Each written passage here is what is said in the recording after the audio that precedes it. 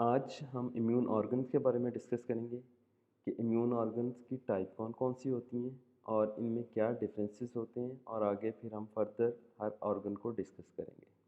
ठीक है, सबसे पहले कि हम जो है इम्यून ऑर्गन्स कहते किसे हैं।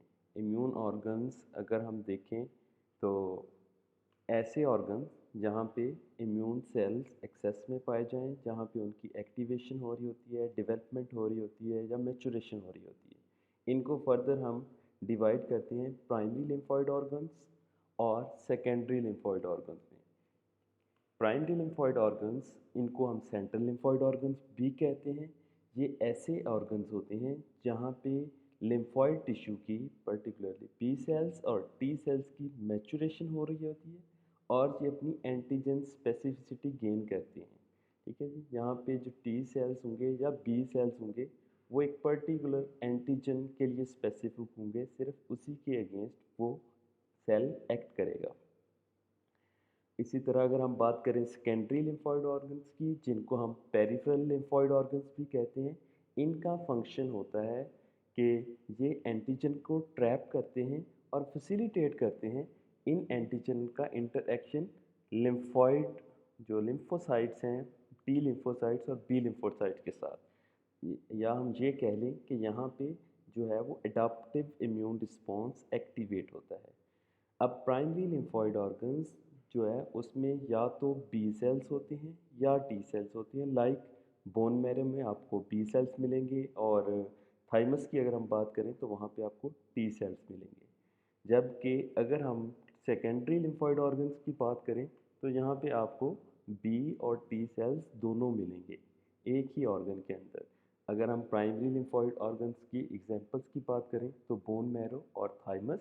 इसी तरह अगर हम सेकेंडरी लिम्फॉइड ऑर्गन्स की बात करें तो उसकी एग्जांपल्स हैं स्प्लीन है, लिम्फ नोड है, जो मिकोजल एसोसिएटेड लिम्फॉइड टिश्यू है। यहाँ पे हम आज जो है वो सिर्फ बोन मैरो और थाइमस को डिस्कस करेंगे।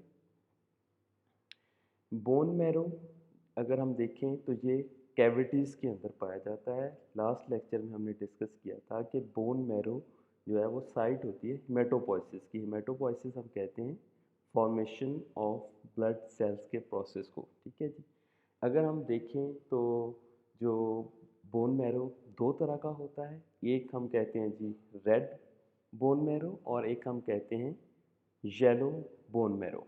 ठीक है जी, रेड बोन मैरो और yellow bone marrow. Red bone marrow वो होता है जहाँ पे एक्टिव मेटोपोइसिस हो रही होती है, जहाँ पे वॉस्कुलराइजेशन होगी और जहाँ पे मेटोपोइटिक स्टेम सेल्स पाए जा रहे होंगे। जबकि येलो बोन मैरो वो होता है यहाँ पे जो रिप्लेस होना शुरू हो जाता है, यहाँ पे आपको फैट सेल्स जो है एडिपोसाइट्स एक्सेस में मिलेंगे। ठीक है जी, जो बोन मैरो है ये साइट ऑफ हेमेटोपोइसिस। अगर हम देखें फीटस में ये 4 मंथ से हेमेटोपोइसिस स्टार्ट करता है। फुल टर्म फीटस की जब बर्थ होती है तो उस वक़्त तमाम का तमाम बोन मैरो जो उसकी कैविटीज़ में पाया जा रहा होता है वो रेड बोन मैरो होता है। ठीक है जी, इसी तरह जैसे जैसे एज गुजरती जाती है, पुबर्टी तक जो है वो बोन्स में जो है वो रेड बोन मैरो रहता है। लेकिन जैसे जैसे एज बढ़ती जाएगी तो ये बोन मैरो जो है वो येलो बोन मैरो में कन्वर्ट होता जाएगा। तो लेटर स्टेजेस में आपको जो रेड बोन मैरो है वो जस्ट स्कल की बोन की कैविटीज़ में और एक्सियल स्केलेटन जिसमें हमारा वर्टिब्रल कॉलम आ जाएगा और जो है वो पेल्विक बोन्स आ जाएंगी। इसके अलावा रिब्स में आपको रेड बोन मैरो मिलेगा और स्टर्नम में रेड बोन मैरो मिलेगा, क्लेविकल्स में आपको रेड बोन मैरो मिलेगा और लॉन्ग बोन्स लाइक ह्यूमरस और जो है वो फीमर की जो अपर एंड है वहाँ पे आपको रेड बोन मैरो मिलेगा। ठीक है जी, बोन मैरो की अगर हम बात करें तो उसमें हमने ये बात की थी कि हेमेटोपोइटिक स्टेम सेल्स होते हैं या जो है इसमें एंडोथीलियल जो है वो प्रोजेनेटर सेल्स होते हैं जो कि वास्कुलराइजेशन की एंडोथीलियल सर्फेसिस को बनाते हैं। इसी तरह इसमें मेसेनकाइमल स्टेम सेल्स होते हैं जो कि फर्दर आगे एडिपोसाइट्स या कॉन्ड्रोसाइट्स में डिवेल्प होते हैं। जो हमारा मेन कंसर्न है वो haematopoietic stem cells. Stem cells इनको इसलिए कहा जाता है हेमेटोपोइटिक क्योंकि ये हेमेटोपोइसिस करवाते हैं। स्टेम सेल इसलिए कहा जाता है क्योंकि ये जो है वो सेल्फ रिन्यूअल रखते हैं कि ये अपनी पॉपुलेशन को खुद मेंटेन कर रहे होते हैं। कि अगर हम यहाँ से देखें, एक तो ये आगे लिम्फोइड प्रोजेनेटर या माइलॉइड प्रोजेनेटर में कन्वर्ट हो रहे होते हैं और साथ साथ अपनी पॉपुलेशन को खुद भी मेंटेन कर रहे होते हैं। ठीक है जी। और ये साइट यहाँ पे जो है वो बोन मैरो में मैचुरेशन ऑफ बी लिम्फोसाइट्स हो रही होती है। जैसे हमने बात की थी कि जिन ऑर्गन्स में मैचुरेशन हो उनको हम प्राइमरी लिम्फॉइड ऑर्गन कहते हैं। तो बोन मैरो हमारा प्राइमरी लिम्फॉइड ऑर्गन है। कुछ केसेस में ऐसा होता है कि बोन मैरो ट्रांसप्लांट की ज़रूरत पड़ती है।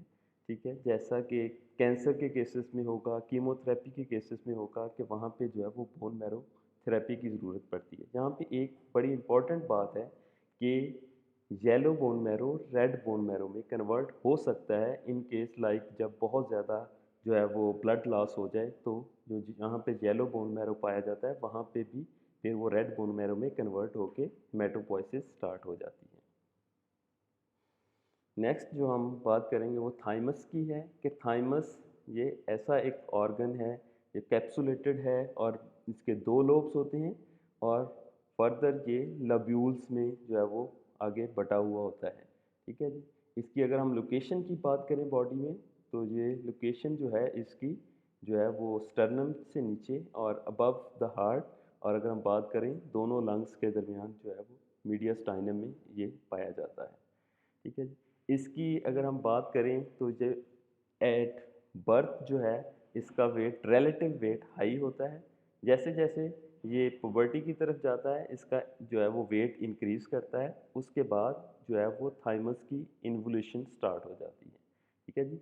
विद द एज जो है अगर आप देखें तो इसकी जो है वो वेट कम होना शुरू हो जाता है। अच्छा, थाइमस का रोल क्या है? थाइमस के रोल को स्टडी करने के लिए हम जो है वो थाइमेक्टोमी परफॉर्म कर सकते हैं। थाइमेक्टोमी कहते हैं कि सर्जिकल रिमूवर ऑफ थाइमस। ठीक है जी। अगर न्यू नेट्स में इसकी थाइमेक्टोमी की जाए तो तब बॉडी में क्या चेंजेस आती हैं? इसमें यहाँ पे अगर आप देखें तो ग्राफ्ट रिजेक्शन, ठीक है जी, वो कम हो जाएगी, लिम्फोसाइट की पॉपुलेशन कम होना शुरू हो जाती है।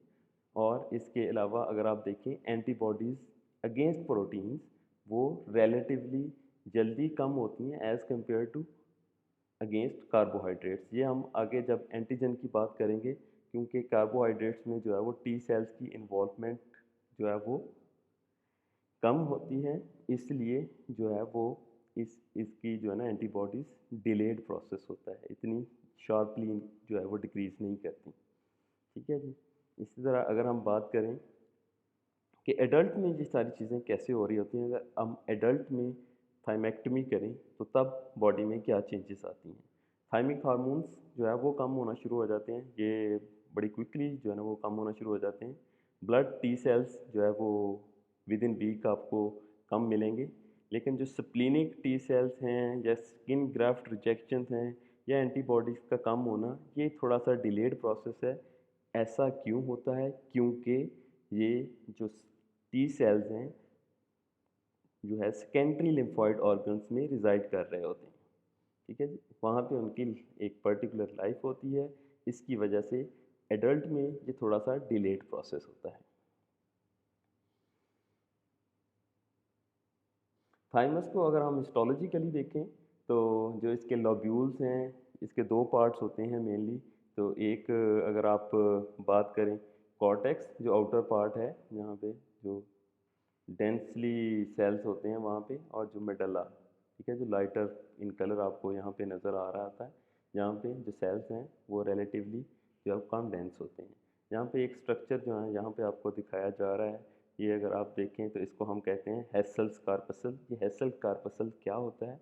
ये एक्चुअली जो है वो ग्रेनुलर सेल्स होते हैं जो कि सराउंड किए जाते हैं एपिथेलियल सेल्स के साथ। ठीक है जी।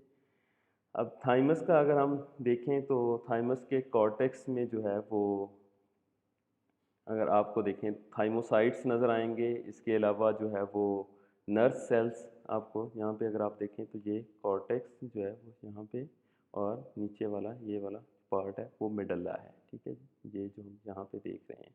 ठीक है, यहाँ पे आपको थाइमस जो है वो हेसल्स कार्पसल्स भी नज़र आ रहे हैं। हेसल कार्पसल जो है वो साइंटिस्ट के नेम से, जो है हेसल के नेम से है, कि जिसने इसको फर्स्ट टाइम डिस्कवर किया था। इसमें जो है वो ट्रेबिकुलाई होते हैं जो इसको फर्दर डिवाइड करते हैं। ये एक्चुअली कनेक्टिव टिश्यू है जिसमें जो प्रोवाइड करता है ब्लड वेसल्स, और इसके अलावा जहाँ पे जो है वो लिम्फेटिक्स जो है वो इसके थ्रू पहुँच रही होती हैं। और इसके अलावा और बहुत सारे सेल्स होते हैं, लाइक डेंड्रिटिक सेल्स हैं, मिडलरी सेल्स हैं, और मैक्रोफेजेस यहाँ पे पाए जाते हैं। ठीक है जी। नर्स सेल्स, ये बड़े इंपॉर्टेंट सेल्स हैं। ये क्या करते हैं, ये थाइमोसाइट्स एक्चुअली क्या है, ये इमेच्योर टी सेल्स हैं जो थाइमस के अंदर पाए जाते हैं। थाइमस को हम स्कूल ऑफ टी सेल्स भी कहते हैं। ठीक है जी।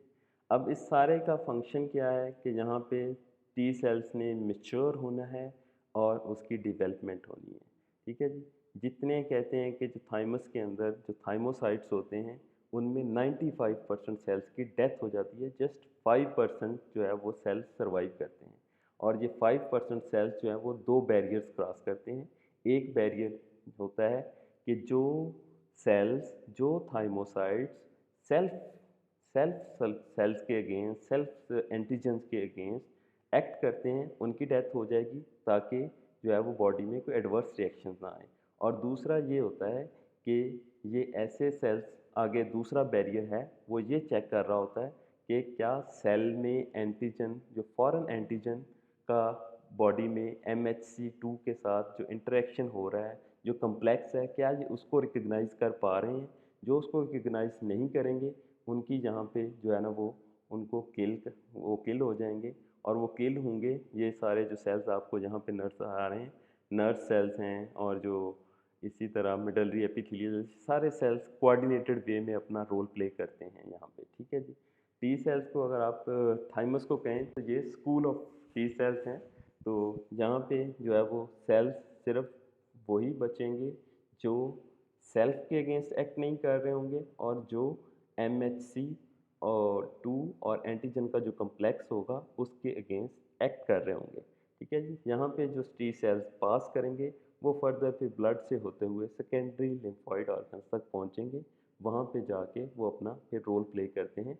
वो आगे हम फर्दर डिस्कस करेंगे